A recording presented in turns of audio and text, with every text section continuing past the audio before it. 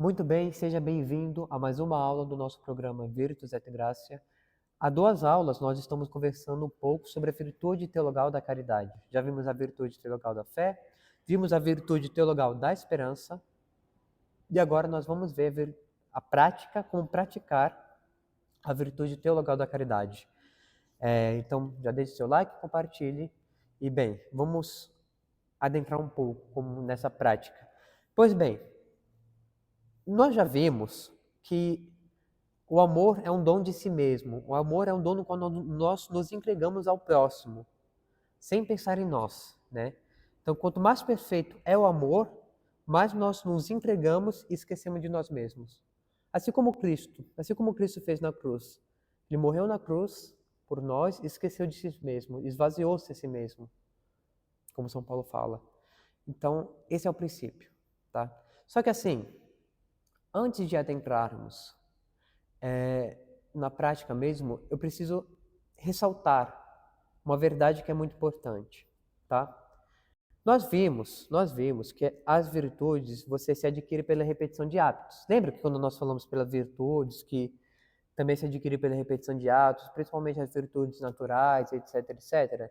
Então, sei lá, eu pratico um ato da virtude da temperança. E ao ir repetindo esses atos, eu vou criando a virtude da esperança. Eu pratico um ato de temperança, e conforme eu vou praticando e repetindo esses atos de temperança, eu vou criando a virtude da temperança. Isso com todas as outras virtudes, tá? Só que assim, na caridade, na virtude teologal da caridade, nas virtudes infusas, para que elas cresçam, para que tenha esse aumento efetivo, é necessário um ato mais intenso do que o hábito que nós temos atualmente. Tá? São Tomás fala, olha só, assim, não é por qualquer ato de caridade que a caridade aumenta. Não é por qualquer ato. Mas cada ato dispõe para o crescimento da caridade, pois torna o homem mais apto para executar novamente o ato de caridade. E acentuando-se a facilidade de produzir esse ato, o homem prorrompe em atos de amor mais fervorosos, e com ele consegue o progresso na caridade. Assim, a caridade aumenta em ato. Ou seja, o que ele quis dizer com isso? Vamos fazer um exemplo. Né? Imagina um termômetro, e ele está indicando que está 15 graus. 15 graus. Para que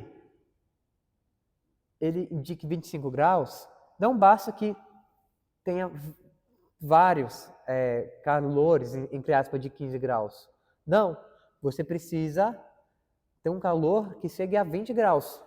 Esse termômetro aumenta para 20 graus. Aí depois esquentou muito. Nossa, estamos no verão e esquentou e foi para 25 graus.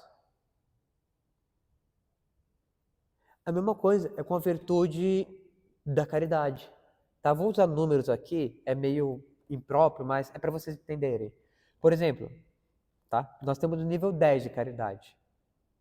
Se eu pratico um ato de nível 8 de caridade, não é que minha caridade vai subir para nível 18, para 15, 12. Não, vai continuar no nível 10. Ou vai diminuir para o 8. Entende? Entende que não é só uma repetição de atos, mas que você tem que fazer atos cada vez mais intensos. Você tem que fazer atos cada vez mais quentes para o termômetro subir. Atos cada vez mais intensos de caridade. Assim você aumenta a virtude da caridade. Não é só pela repetição. Não é ato de caridade nível 5. Não, você tem que fazer atos 15, 20, 25, 50, 100. Só assim você aumenta a caridade. Se não houver um aumento de calor, o termômetro não vai aumentar a temperatura. Isso que é interessante. Então você pode fazer um ato pequeno. Eu vou lavar uma louça. Mas se eu faço esse ato pequeno de lavar a louça por amor a Deus e com uma caridade intensa, eu aumento na virtude da caridade. Agora eu vou fazer uma peregrinação. Mas eu fiz essa peregrinação de qualquer jeito, só porque tinha que fazer. E não amei a Deus, não cresci na virtude teologal da caridade. Então não é só você fazer os atos, é você fazer os atos cada vez mais intensos. É assim que você cresce na virtude teologal da caridade. Então, as pessoas que estão iniciando na vida espiritual e que estão começando a entrar nas moradas interiores, começando a entrar no castelo, elas têm que principalmente evitar o pecado, principalmente evitar o pecado mortal e venial também, né? E cortar suas causas. Então, o primeiro amor que você tem que fazer é o amor penitente. Arrependendo-se sinceramente de ter ofendido a Deus. Poxa, se eu amo alguém, eu não vou querer ofender essa pessoa. Então você tem que começar de baixo. Se eu cometo o pecado mortal toda semana, se eu tenho pecados veniais de estimação, eu estou no negativo. Não posso pensar em positivo. Não, eu tenho que tirar o pecado primeiro. Então, para as pessoas que estão iniciando na vida espiritual, para elas conseguirem amar cada vez mais a Deus, elas têm que ter esse amor de penitência, tá? Afastando-se cada vez mais do pecado, do objeto de prazer que nos deixa escravizado, tá? Então, sei lá, pensa num homem que assiste conteúdos morais, por exemplo. Né? Eu costumo falar vulgarmente no trabalho. O verdadeiro amor a Deus leva a sentir tristeza por ter ofendido a Deus e começa a lutar contra isso. Esse é o primeiro passo para amar mais a Deus. Primeiro passo. E já vai praticando uma certa conformidade para com Deus, de obedecer os mandamentos de Deus. Ainda mais porque, assim, quem ama verdadeiramente une a sua vontade com a vontade de Deus. Então, os santos, eles já não queriam mais nada, eles só queriam o que Deus quisesse. Eles não queriam nem riqueza nem pobreza. Eles não queriam nem saúde nem doença. Eles não queriam nem fama ou humilhação. Eles só queriam a vontade de Deus. O que Deus quisesse, eles faziam. E nós temos que começar a praticar isso também. Então, o fato de você cumprir os mandamentos da lei de Deus e evitar a pecar, você está praticando essa conformidade com a vontade de Deus. Enfim, depois, esse primeiro passo. Como nós falamos, a alma, ao conhecer a Deus, né, ele vai gerando esse amor de complacência. Ou seja, ele vai contemplando os atributos divinos, vai contemplando a misericórdia de Deus, sua bondade, sua onipotência, sua onisciência. E aí, nessa meditação, ele vai crescendo no amor a Deus. Né?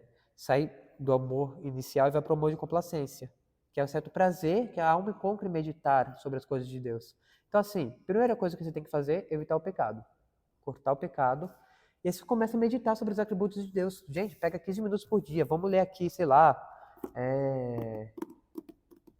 Imitação de Cristo, né? Vamos pegar a Imitação de Cristo, ler um pouco e meditar sobre a Imitação de Cristo.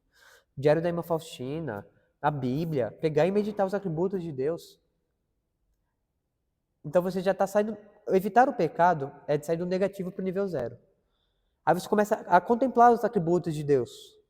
Né? Porque nós temos que amar a Deus pela sua perfeição. Então vamos meditar sobre isso. E aí você vai crescendo no amor. Você vai crescendo no amor de complacência. Então o amor de complacência é quando você pega e você vê os atributos de Deus. E você quer se aproximar de Deus por causa dos seus atributos. E aí depois você tem que fazer isso. Depois nós temos o amor de benevolência, né? Que se manifesta com o desejo ardente de glorificar a Deus, de querer fazer o bem para Deus.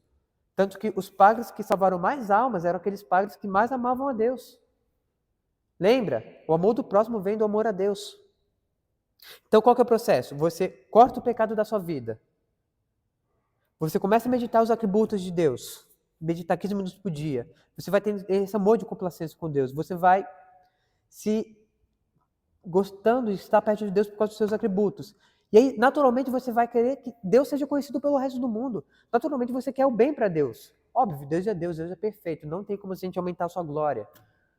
Mas, naturalmente, você sente esse desejo das outras pessoas conhecerem a Deus. Esse é o amor de benevolência. Então, após você meditar, é um processo natural. Você vai querer fazer obras para Deus. Você vai querer trazer almas para Deus. Vamos querer que Deus seja glorificado. Por exemplo, um empresário que, em vez de ver o seu trabalho só como um meio de lucro, ele passa a enxergar o seu trabalho como uma forma de glorificar a Deus e servir as pessoas com honestidade e excelência. Olha só, Imagina, o empresário está crescendo no amor a Deus, já teve amor de complacência, já meditou os atributos e vai querer, meus funcionários eles têm que conhecer a Deus. Poxa, olha aquele cara, ele está perdido. Ele não está glorificando a Deus, ele está ofendendo a Deus. Meu Deus, eu tenho que ajudá-lo. Esse é o amor de benevolência. Depois vem o amor de conformidade, no qual a pessoa se conforma com tudo que acontece na sua vida, com a vontade de Deus, né? Lembra que nós falamos? O amor também consiste na união de vontade. Então, o que Deus quer, eu quero.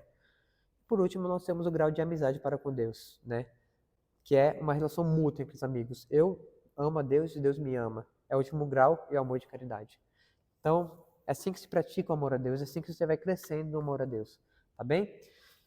Bem, então, vimos bastante coisas até aqui. Na próxima aula, eu vou dar uma pequena revisão sobre o organismo sobrenatural, sobre as virtudes. Depois, nós vamos adentrar nas virtudes morais infusas. Então, deixe seu like e compartilhe. E nos vemos na próxima aula.